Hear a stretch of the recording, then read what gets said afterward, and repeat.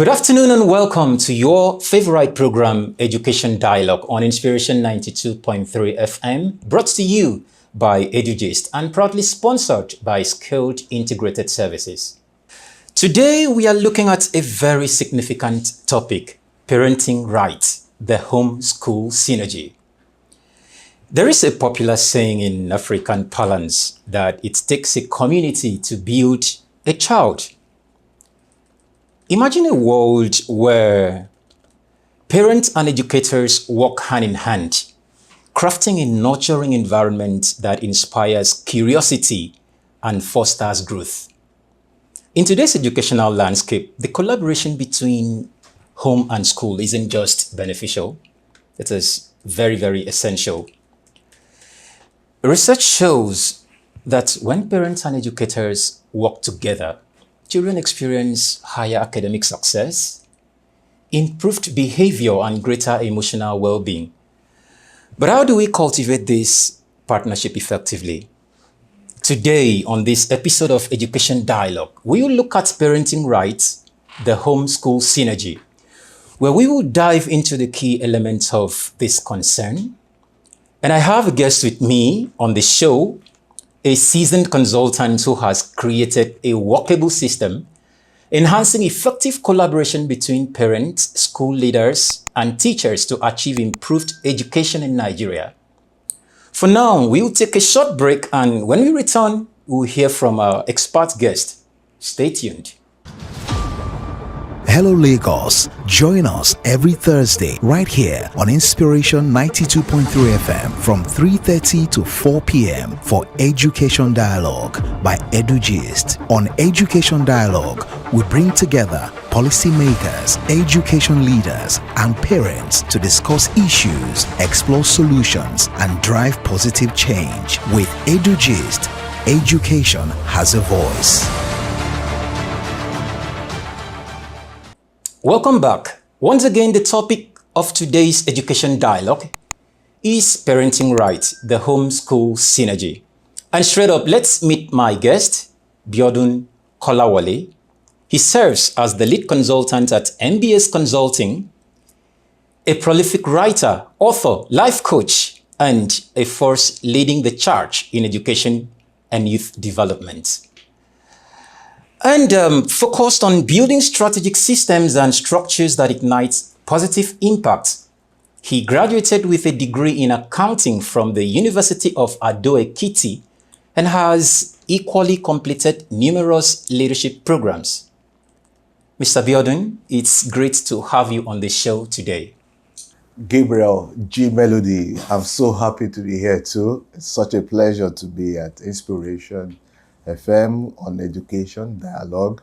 I've been talking education. We know that the education is powerful enough to transform lives, and that's why we are still here. It's so good to be here. Thank you. It's my pleasure. So let's begin with the 360 parenting program and the school health intervention. Tell us about it. So, okay, if I go to the origin of that, I admit each day when you're trying to solve a problem, it's not one way to solve the problem. Okay. And fundamentally, you've got to be strategic, you've got to understand the concept. So what we're trying to do is to improve outcome of a Nigerian child, of the African child, of the child in the world.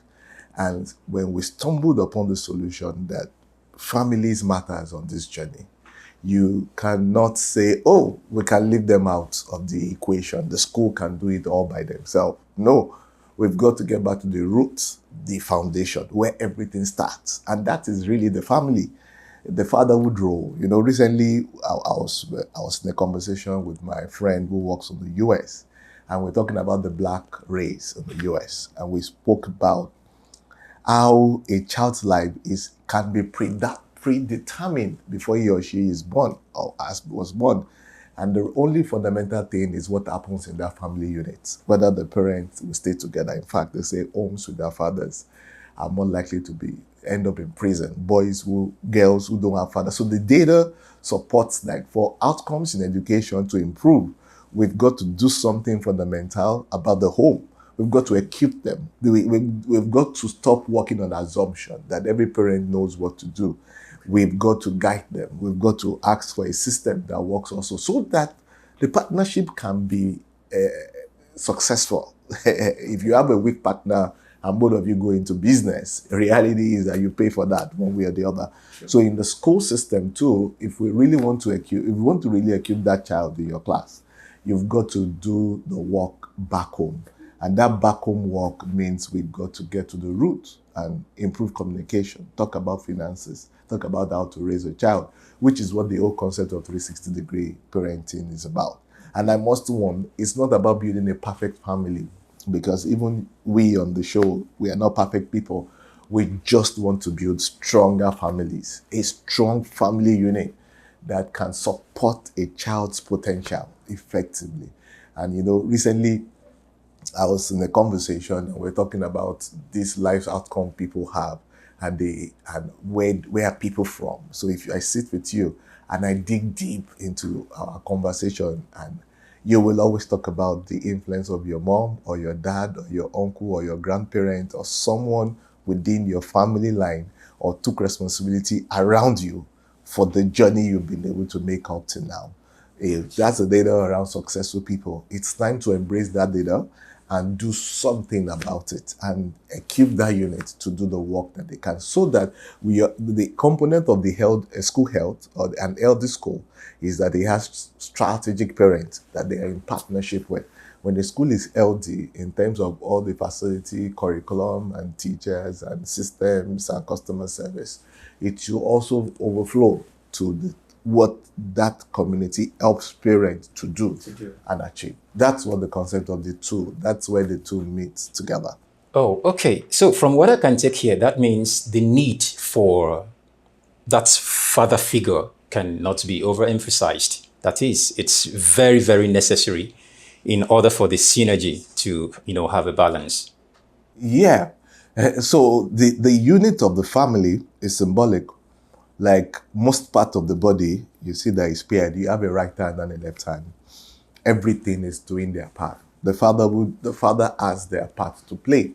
And I'll create a scenario in developing countries like ours, and even in the developed world, there is a lot we say about men, and we just want them to go out to work and provide for the family, which is the age-long thing we have seen on ground. Our fathers, my father is not an hunter, but they hunted the game, brought the game in, or the farmland, the agrarian age, and you have many children, many wives, so that they can work on farms. So men have actually occupied a lot about this family leadership, even before now.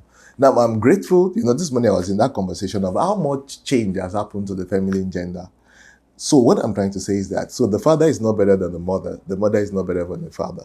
Everybody just has to sit and occupy their role. So if we talk about fatherhood for girls, the impact fatherhood has on girls is amazing, on the girl child.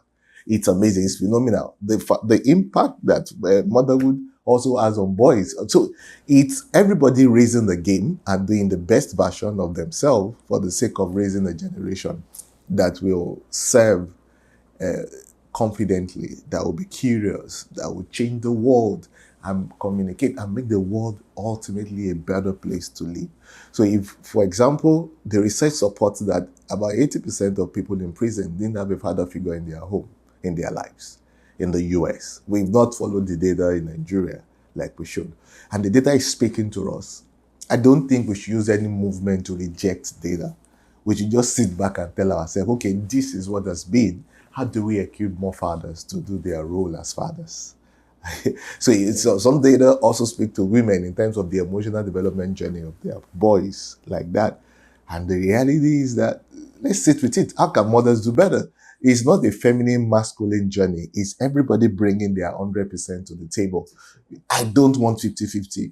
What I want for the home and my scream on 360-degree parenting is we need a 100 contribution at home. The best version must save the Nigerian child, the African child, and the global child. That's when you and I can go to bed. Oh, wow. This is quite amazing. And really, you are doing a very great job. The 360 parenting program and that of the school health intervention as a very, strategic structure and system that will, make Nigeria achieve that balance, that good and improved educational system. So for now, we are going to take a short break, and we are bringing more of this discussion on our return. Stick around. Hello Lagos. Join us every Thursday right here on Inspiration 92.3 FM from 3:30 to 4 p.m. for Education Dialogue by Edugist. On Education Dialogue, we bring together policymakers, education leaders, and parents to discuss issues, explore solutions, and drive positive change. With Edugist, education has a voice. Still on Education Dialogue on Inspiration 92.3 FM. If you're just joining or tuning in, we are discussing the topic Parents' Rights, the Homeschool Synergy with Biodun Kolawole. Now it's time to take a look at some important angles of the discussion. I recall mentioning a popular African maxim that it takes a community to raise a child. However, in recent times, there has been a shift in the value system due to the modern culture. Against this backdrop, what are the key issues that must be addressed? Okay, so it takes a good community to raise a child. So we have edited that program. So, we were talking about this in our strategy session recently. And we're looking at this modern culture where the walls are high and the parent tries to do everything all by themselves. I mean, wake up, sleep, and all. I mean, dump the child in school and think, okay, I've done everything, And it's a limited one. So I learned this from a woman that's married for about 35 years. And he told me this truth in our program, after our program, and we had to sit behind. There's a time that you will have to joint parent your child. A community has to come in, whether they are boy child or girl child. And that, I'll tell you on here for free. So one of the smartest things to do is to find people that you share the same value and call on them to come and do that with you on the child. You will support also their own children. They also take a responsibility to support yours. And it's been phenomenal on parenting journey for me. This attitude that you can't touch my child, don't talk to my child, I think is destructive for the child. The reality is that in our own, I'm not that old, but in our times, the community watches over you. If you come late in the night, if they catch you with the wrong gang, if they see you with a girl in a very uncomfortable, compromised position, you are gone. And that kind of regulates you. They are like your sub-police officers, and you must do well. When the community eyes are on you like that, you will tell yourself, okay, I think this thing I want to do, I no matter how secret. Of course, people still did funny things in our days, but it was managed one way or the other, knowing that the tendency of man is actually to break the rules. Once you see there's a rule, we look for ways to break it, like that. So I'm of the opinion that community parenting must come back to our communities, and you must embrace it. So today I'll give you an assignment. Pick people, 4 or 5 of them, that you share the same value, and let your child spend time with them. Formally invite them to join you on the journey to what you want to see. They might be sisters, they might be cousins, they might be... Remember, the underlining thing I have said is that you must be sure you share the same values so that we can connect and use this community approach to get ourselves to be better. And the know-it-all dynamics is not helping any of us, because the result we are having in terms of child raising, behavioral issues, it's very poor. We've got to change strategy. We've got to do better than what we did yesterday. And let's watch our children thrive again, knowing that you can't do parenting all by yourself. And if you are talking about community, it extends to the school too. But in a situation where some parents cannot even take it that you beat their children, regardless of what they do, what would you say about that? Because we are really looking at this Western culture that you don't beat a child and all of that. And there is this belief that we have in our African system that spare the rod. I think it's even biblical. Spare the rod and spoil the child and stuff. Yeah. So you realize that if a teacher or something or so beats the child for any wrongdoing, Once the child goes home and tell the parents or maybe the mother that, oh, mommy, the teacher flogged me today. The mother can even be ready to like go to the school and fight the teacher and all of that. So what would you say concerning this shift in the belief that it takes a community to be the child? So, okay. G Melody, I'll speak from two angles. So I will ask, of course, I read a joke where they said the fastest brain surgery that we used to do is a knock so that resets the brain and readjust. And that kind of helped a lot of us in terms of we saw consequences so straight, and it helped us manage our excess behavior. Like, I don't want to go through this. I think that, so, but the real concept is discipline, the framework of discipline. Are you getting that? And why do they beat us? They found that the established model of discipline in those days was the beating. Now there are more research that have talked about alternative discipline method. And as a parent, as a teacher, you've got to understand that the older these children get, and you know why I say that? In our own days, we got so used to those beating that we prepared for it. I don't know if, you know, I don't want to say this, but in one of those days, you're not wearing one trousers to school. You're wearing 2 or 3. Are you getting that? You are prepared for the beating. And sometimes when they beat and beat and beat and you don't move, you just say, I dusted it. So even in our days, like the guy now walks, then the teacher gets angry and wants to beat more. Is it productive again? That was terrible. So that beating that the child prepared for and the offense and the consequence, have you changed the behavior? Okay. No. So I speak as like that's a caution for us. And that the alternative methods, which is sometimes consequence-based, some of these genes respond faster to it than the beating. That's true. Are you getting that? So, for example, in my own case, I had to look for what works or what's important to the children, and how do I withdraw it from them as a form of consequences. And that has made my journey easier than when we beat and we have to recover and there is mark and there is mistake. You know, just some of these methods. Are you getting that we have used? We need to review. Has it worked?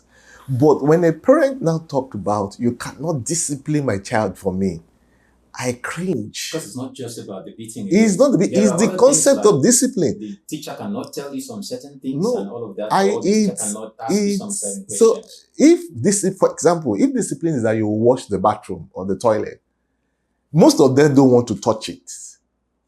Do you understand what I'm trying to say? They feel embarrassed. And I'd rather touch you on what's important to you than to waste my energy. When you know the consequence, you know that, okay, this thing, I'm going for it. Some of them, the emotions running, for example, they like to belong. They like to show that they have arrived. Put the consequence around that. Are you getting that? And let's watch that the change of behavior is the focus. Is the focus, yes. It's not to hurt. It's not to create marks. And that's where the anger is.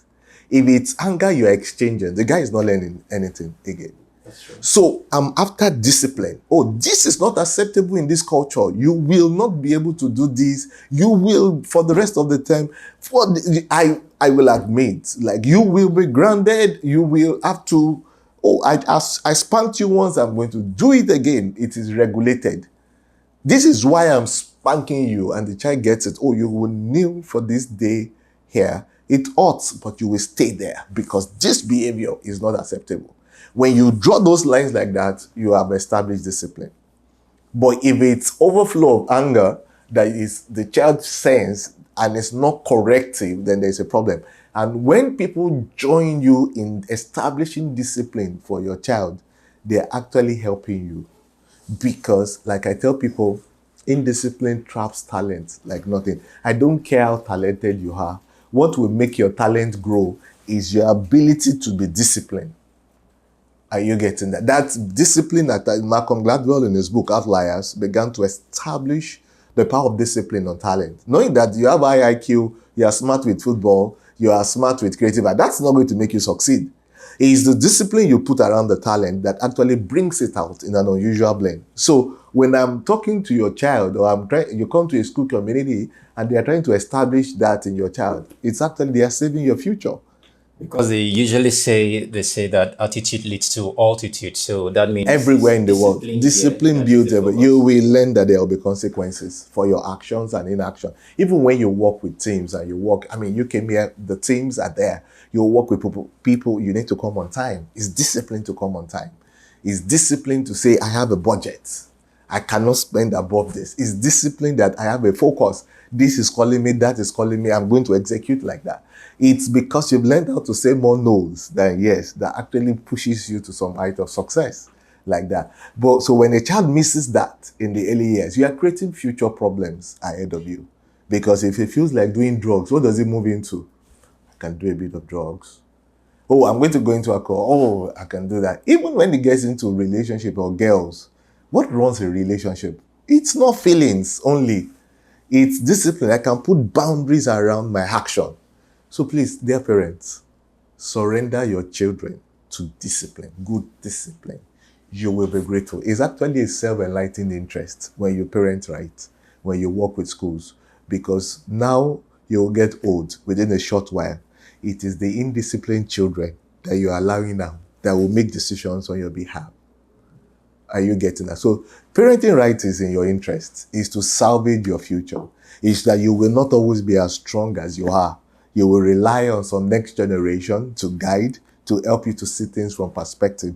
And if you have missed the discipline line, you will cry in the old age. I've seen it again and again. Wow, so insightful. So the key point here is discipline. Discipline. And that's what the focus is. Yeah. All right, so that takes us to the next aspect that we want to look into. Many have argued that parents have an overruling role in child training as they spend the most time with them, opining that the school's core mandate is only to sharpen pupils' academic skills. But sometimes you realize that these roles overlap. And in some cases, the parents do not even have the time for kids, like you outrightly said. So what are the measures to address these imbalances? Thank you. When, I had a school owner share that my responsibility is to teach them physics and chemistry and civic. Guess what my answer is? Shut down your school. Let's all go to Google. And that can sound harsh. But we are not going to form behavior. Learning is everywhere. There is AI in town. Let's push the student through that. Why they come to a community is to support behavioral development. Embrace it as your reality. It's difficult, it's more challenging because I can teach you physics in 5 minutes, in 10 minutes in a period. I teach you behavior with everything. Your environment, the style, the Eden curriculum, they call it, everything pushes an establishment to treat people in a particular way.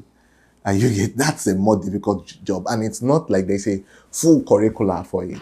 It's just the way people behave, making consequences available, teaching and training on topics from time to time, creating models for success, dealing with crisis, and that's the difficult job. So that's what schools run away from. And I put it to them that if you stop running away, I embrace this challenge, you will actually form and help the child better. That's not to shift responsibility away from home, but when they come to school, they mix. When they come to school, they exchange notes. When they come to school, they know my friend does this and gets away with this, and this also happen.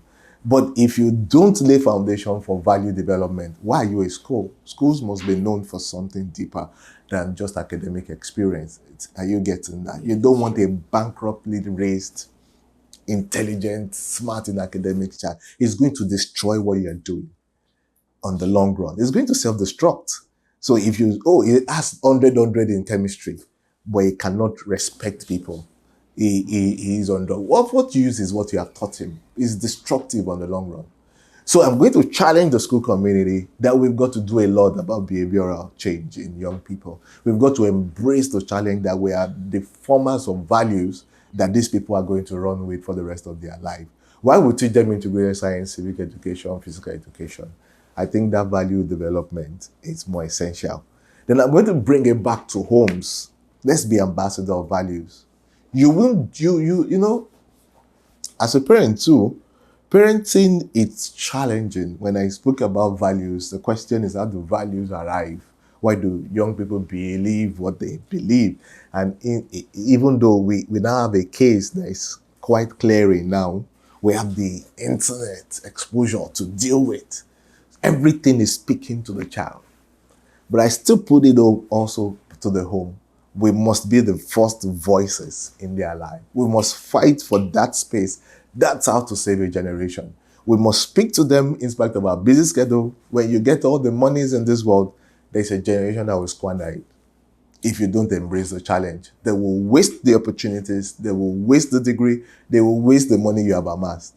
And you will cry as you grow older. So embrace that this is what I want you to stand for. This is values. And let's partner together so that we can raise the African child, we can raise the Nigerian child, we can raise the global child. We can give him or her and hedge in terms of what they believe and what's important to them and how they treat consequences and behavior. So the major thing here is that both parents and schools must come together and speak one language. Accurately, that explains that. So even in our parent forum, it should be empowerment at a level. For example, I tell school owners, economy in Nigeria is going through all of these challenges. Are you having enough conversations in your school about what to do? A school is a community about what you think. What are the projections? Bring in experts. Let's talk about family finance. Do you understand? Right? Let's talk about finance, the economic outlook. Let's exchange information so that we are that broad community that takes care of what the family needs are, because we know this is important and that families can be under a lot of pressure. Let's come and do something on communication, managing pressure, building resilience in a tough economy. Are you getting that? So that the father is equipped that when I get home, or mother that gets back home with things more expensive, how do you manage your emotions? How do you not scream and spoil everything? How do we build the buffer? Are you getting that? So that your school is resourceful enough to also say, oh, I take a lot from you when I come around you. That's a school leader for the 21st century. He's got to think about how his customers, now in this case, parents, will rise and they are going to be fine along the way. It's their business usually becomes your business because you know it impacts on the child. So for example, everybody is having separation, conflicts in the family. Your child cannot concentrate in class when there is conflict at home.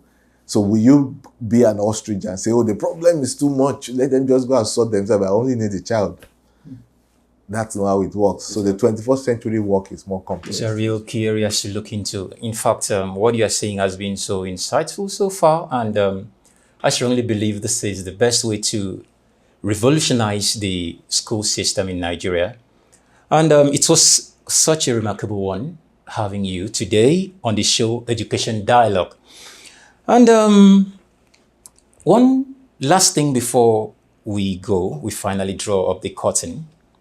In one sentence regarding the popular maxim, which we have actually fleshed out the discussions on, that it takes a community to raise a child. A good community. A good community. Thank you for the yes, because it's not just about community. Yeah. Exactly. They usually say two heads are better than one, but there is a correction that is not just the head; it's the good head. Exactly.